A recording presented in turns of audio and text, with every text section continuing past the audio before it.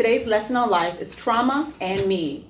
There's a lot going on in our world today. If you look on the news, you see a lot of violence and crime. I want us to talk about trauma, and I want us to talk about the difference between trauma and PTSD. I think a lot of people think of PTSD overseas, that it has nothing to do with us. You see the soldiers on TV, you see war, famine, and disease. You think it's a part of a movie or it's just happening overseas. We think that it only exists in the scriptures and in ancient times. However, you look around you, look at our country and how we're still struggling with racism and discrimination. We're still fighting a war against drugs, and we've been at war since 2001. However, a lot of people, because of all of it that's going on, have become, might I say, numb to all the things that are going on in our world.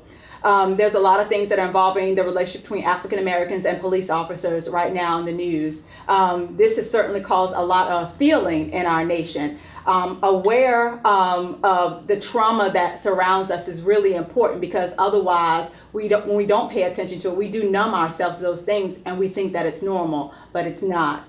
And so today I have on the show a very special guest, Dr. Portia Rawls, who I'm so happy and so proud to have with me on the show. Everybody welcome with me Dr. Portia Rawls, licensed clinical psychologist, who will join me in a discussion today on helping us to understand the difference between trauma and PTSD and how it affects all of us. Dr. Rawls, welcome to the show again. Thank you. Thank you for having me today. Thank you. So tell us just a little bit about yourself, and maybe show the audience, since I adore you and I want them to know a little bit about your background as well.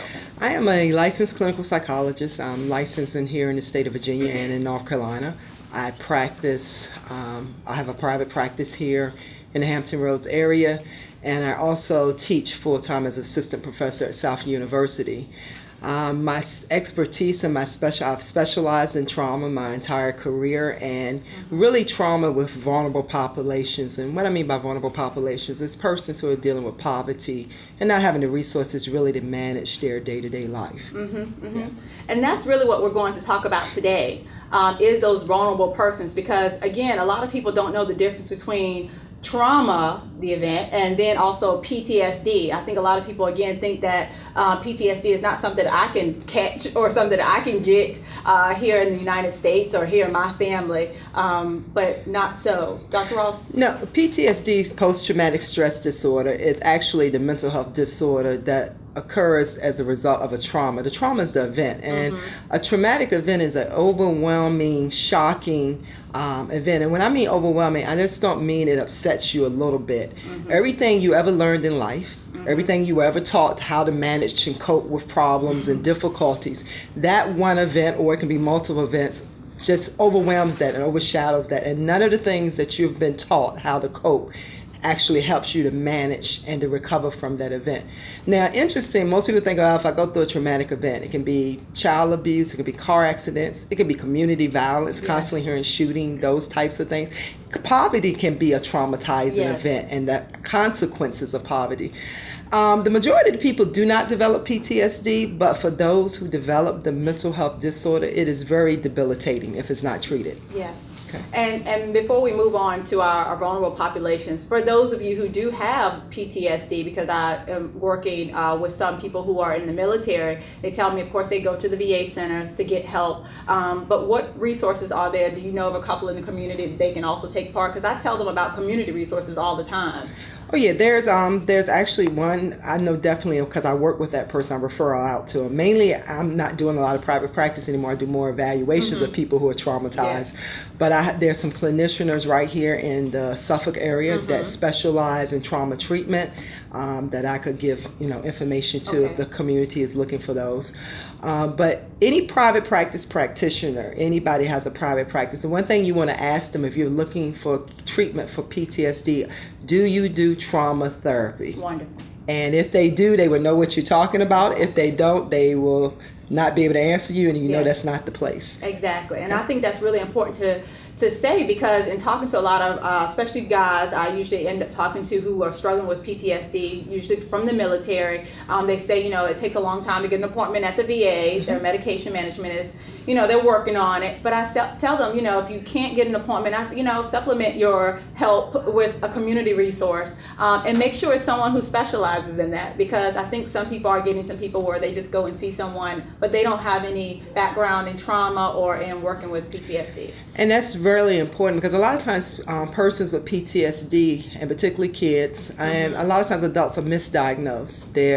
They're diagnosed as having ADHD. Women a lot of times are diagnosed as bipolar and borderline personality disorder and a lot of other things. And what happens if you're misdiagnosed, then you're going to be mistreated. Yes. And they're not going to resolve the situation, because a lot of the symptoms of PTSD look like a lot of mental health disorders. Can we talk about that for a second? Some of those symptoms, because that's what I want to get us back to, is those symptoms. It can be flashbacks, which tends to be the classic symptom that most people are aware of, but a lot of people don't realize about the memories popping up in your mind about the event that you experienced, being detached and alienated, wanting to withdraw from other people, which can be really problematic with individuals and their family.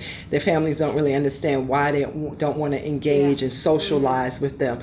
Anger, shame, blaming yourself, feeling like you're a bad person, not being able to control your emotions and your behavior, and out of that, a lot of times, the rage and the aggression. I was going to say rage. And most of the family members, this used to be a mild person, now they have gone through this event and they are aggressive, they're angry, they're having these outbursts, and a lot of times most family members end up backing away from that person because they don't understand, they can't figure out what am I doing or what am I not doing to cause this person to react that way. The other thing is people start feeling unsafe. There's a big psychological term called hypervigilance, but the way I describe it to people is that looking over your shoulder, always looking for a threat, always looking for someone to harm you. Those are sleep disturbances, not being able to concentrate, not being able to focus, really not even being able to do day-to-day tasks. Okay? Functioning. And that's what I want to point out. Dr. Ross did an awesome job of sort of giving us that information, because I want to make that practical for you, because a lot of times people are misdiagnosed because, you're up all night because you're thinking you were abused as a child and you still got to see that uncle or that person who abused you. And so your family members can't understand why you can't, you don't like that person, or you don't like coming to the family gatherings, because every time you see that person, it puts you back in that same situation. There's a lot of things she talked about, your functioning, being impaired, not being able to do the things that you used to do, and it's getting worse. She talked about rage and anger. I see a lot of young men, unfortunately, who are beyond anger. It's rage at this point. And it's not, and I was watching something, this young man, I think it was like a Scared Straight, and he was hitting his mother and his father. He got to the point where he's so mad with them, and no one was talking about the issues. No one was talking about why he was mad. And so he had been mad for years, and that madness, that anger turned into rage because no one was hearing him, understanding him, and he just wanted some time with his parents. The difficult thing about treating PTSD is that we know from research that one of the number one things that determine whether or not your treatment is going to be successful is social support. But the very symptoms themselves, if people don't have a good understanding, the family really don't know why has my loved one changed, drives people away. So they lose the very thing that would help them to be more successful, more likely to be successful in treatment. And it's really important in the vulnerable communities. We know poverty increases the risk of you having a traumatic event, which increases the risk of you maybe possibly developing PTSD. And a lot of times in impoverished communities, they don't have this information.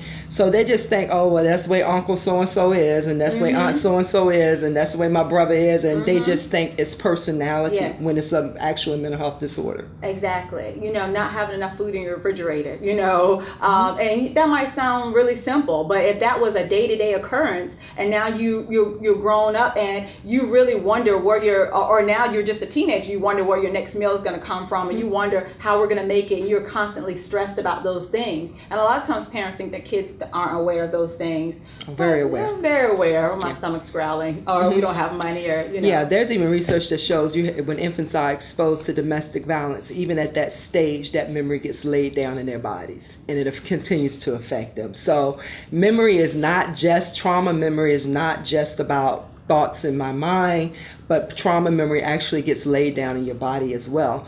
And you can have sights and sounds you're responding to. You don't know why you don't like the color red, or you don't know why when you smell a certain smell it distresses you. And a lot of times that can be related to traumatic events. Definitely. And I wanted us to have this conversation because it's about trauma and me. So how do I do better? Before I move to my last question, my almost last question is, so we talked a lot about trauma. So when does it become PTSD? So now I have a traumatic event, a shocking experience, something that has happened. None of my coping mechanisms are working for me. How do I know I need to get help? If you're having a problem functioning at work, if you're having a problem functioning with your family, I'm not going to give the mental health because I was in a training course. If you're having a problem doing your day-to-day tasks and you just can't seem to pull it together, then you need to go get help. If you find yourself isolating and not wanting to be bothered with your families and those that you once loved, if you find yourself not wanting to do the fun activities that you used to enjoy so much before the event, and it's very clear that before this event happened, I was a whole different person, then you need to go get some help. Exactly. Now, last thing I want to ask you about is we see a lot of things happening in our communities that shouldn't be happening. You know, the latest thing is, our African American community, I'll say, and the police service, all the things that the violence that's going on. How does that affect us? The war that's still going on since 2001, just having those things in our backyards. Well, the thing about a trauma or a traumatic event is that you don't have to directly experience. You can hear about it if it happened to a close family member or loved one. For the African American community, we have a legacy of the civil rights movement and all the traumatic events we know and aware of through the police brutality and through the fire hosing. And if you talk to some psychologists, they consider that generational trauma that has come through our community. And what we have going on now with Ferguson and New York and Cleveland, that is tapping into that trauma, historical trauma. It's triggering some things. It's triggering some things. And for some people, they may not realize that's what's upsetting them, that's making them angry. They just know all of a sudden I'm feeling angry. I watched the news last night and I heard all of these things they talked about Ferguson and they talked about New York and they talked about Cleveland. And now I'm upset and I'm angry. Yes. And I don't know why. Exactly. And we don't have time to have that whole conversation, but I wanted us to just touch on it for just a second because when I watch it, I see it differently. And so I know a lot of people are saying, well, this person's wrong, this. What I see is people's pain. What I see are triggers that are happening. So when I hear about the riots, I see trigger. I see, I see social experiments. I see it differently. And so I want to encourage our communities. I want to encourage our individuals, our families, to understand what it is that you're going through, the things that you've already been through. And so when a trauma gets triggered, meaning something, whether it be a color or a smell or person or something on the news, be aware that that's called a trigger. It's triggering something inside of you. And so you need to take care of yourself to make sure that you are not allowing that trauma to affect you today. And so take advantage of the resources that we mentioned today, and we'll have more at the end of this segment. Dr. Rawls, is there anything else you would like to encourage our communities to do in terms of seeking help for trauma? Yeah, I really would encourage people in the community to understand seeking out a mental health care, whether it's for PTSD or anything, is not a sign of weakness. It actually takes a lot of courage personally to actually say, hey, I'm having some problems, I'm having some difficulties, and I need someone to walk through this process with me so I can be whole and I can be healed. Yes, choose someone to come alongside of you. Thank you again, Dr. Portia Rawls. Give her a hand. Thank you so much for watching It's Life Changing.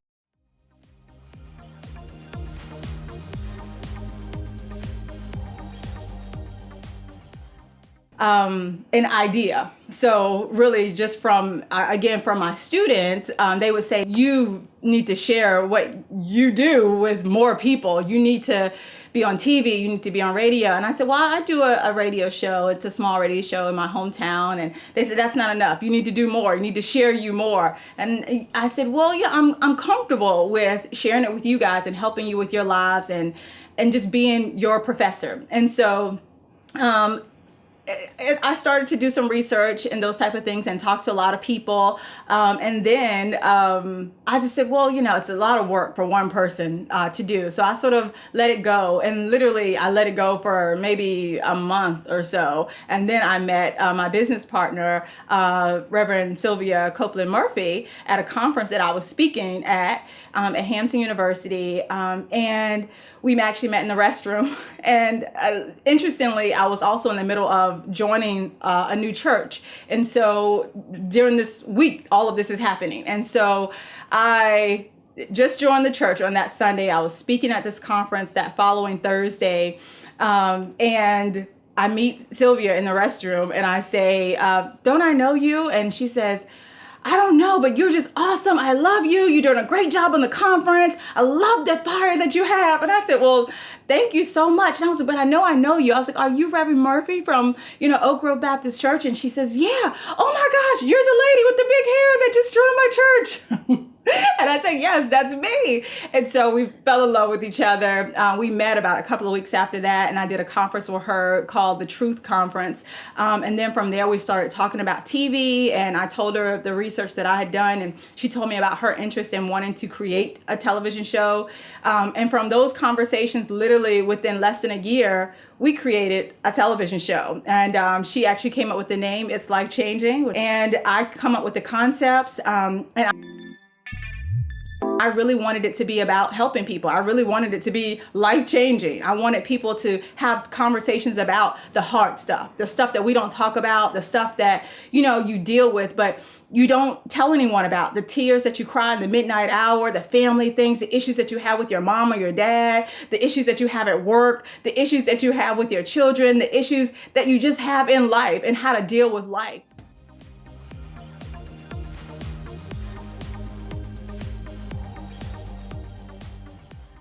It's now time for me to speak into your life. A resilient mindset for traumatizing times. Trauma is a painful and shocking experience. Resiliency is being able to withstand that shock without permanent damage and tending to recover from or adjust easily to misfortune or change. A resilient mindset is important to have as an adult and to instill into our youth. When I thank God for always having thought of myself, I think, as resilient and being able to have that what I call bounce back effect. Because so many things will happen in your life and happen around you that you need to be resilient. You need to have a resilient mindset. And I think that that's one of the best gifts that I can give young people and give adults for this segment. So I decided to talk to you a little bit about a resilient mindset. I thank God that I've always had that because life will knock you down, literally knock you down sometimes. Just when you think everything's going well, you have the perfect job, you get laid off or you get fired. Just when you think your finances are going right, life will throw you a curveball and you have to pay out a large sum of money, or you don't have enough money to do the things that you want to do. Like we tell our young people all the time, because they think that life is A, B, C. And as adults, we know that sometimes it takes you 10 years before you get to B. And sometimes you got a lot of stuff happening way before you can get to C. And so it's really important to understand how to have a resilient mindset and how to bounce back and get right back on track so that you can keep on living your life. Last week I was sick, and even though I couldn't bring myself physically to do any work, my mind was planning and thinking and organizing my thoughts. Sometimes people say that I'm super positive, or I'm a little bit of a little Pollyanna, because people only see my optimism.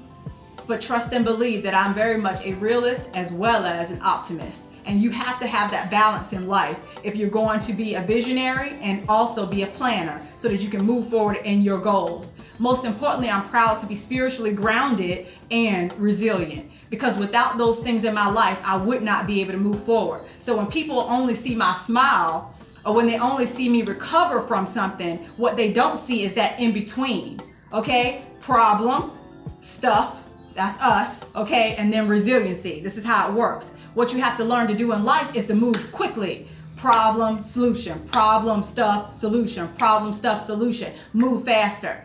We can't take the time sometimes to waddle around in what's going on around us, or, sort of cry about every single thing. Now, some things are going to hurt worse than other things. But don't take the time to waste your life in saying, well, I'm not going to go back to school, or I just lost somebody, or, this just happened. You don't understand what I've been through. Maybe I don't understand exactly what you've been through, but I want you to understand that a resilient mindset will help you to get back up and get going, because life is still waiting on you, okay? To do the things that you've been purposed to do. Resiliency gives you what I call a bounce back effect. Bad things will happen, however, good things happen in your life too. And I want you to pay more attention to the good things that are happening in your life, because both will come. But if you just focus on the bad, it'll send you down a road of depression. But if you focus on the good, it will help you to get exactly where you're supposed to go. I don't have all the answers, but I want you to know that something that has worked for me through it all, I have peace. And peace is so important. Two of the things that I always say that I pray about is peace and wisdom. And those two things, those two elements of my faith have helped me to be the person that I am. And the reason why I know that life can be better and better, and as some people say, gooder and gooder, okay? I know this because all things work together for the good of those that love the Lord. God bless you. I love you. Please understand how important it is for you to love you too. God bless you. We'll see you next time.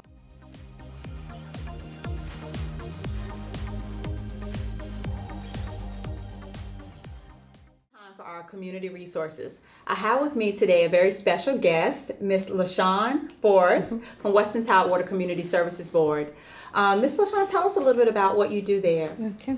Hello, I'm so glad to be here. Thank you for the opportunity. My name is LaShawn Forrest. I work for Western Tidewater Community Services Board. I'm one of the adult clinicians there. We provide all types of services to the community that have mental health needs or substance abuse needs. We provide individual counseling, we provide group counseling. If the individuals have a serious mental illness, such as depression, anxiety, schizophrenia, any type of major diagnosis, we can recommend them through our assessment process to have psychiatric treatment, to see one of our psychiatrists, have case management so one can assist them in connecting to our doctors and maintaining their care. We have a day program, our PSR program, Psychosocial Rehabilitation Services, where individuals can come every day and reconnect and gain skills, social skills, functioning skills, how to reconnect to their independent life.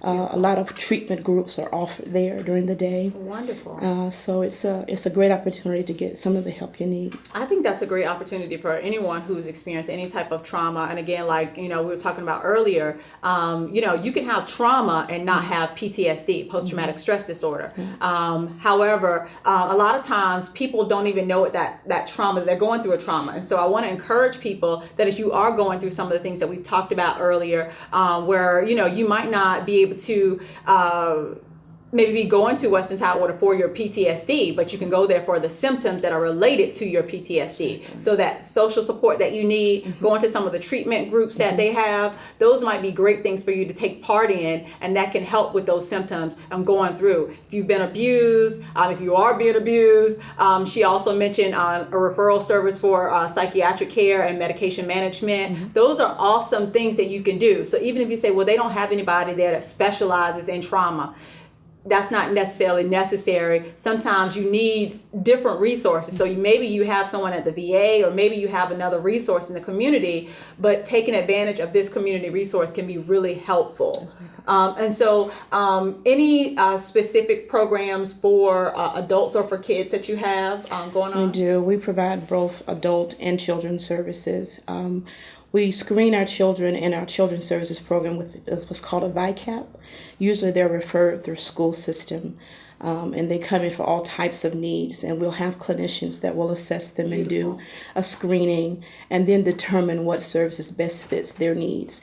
We do the same type of process with the adults that come in through my department, which is intake, and we would do an assessment, a face-to-face screening, get a little bit of history of how long they've had their symptoms, if they've had any hospitalizations, the type of medications, And if they've had none of that, we try to, use what information they provide to determine what's best for them. If we cannot meet their needs, we always have referral sources that we connect them to some type of help with their needs. Yeah, I think that's beautiful. And just remember that it's always better to get help than to not get help. Yes. And so whatever it is that you're going through, you might not know, you don't know what to call it.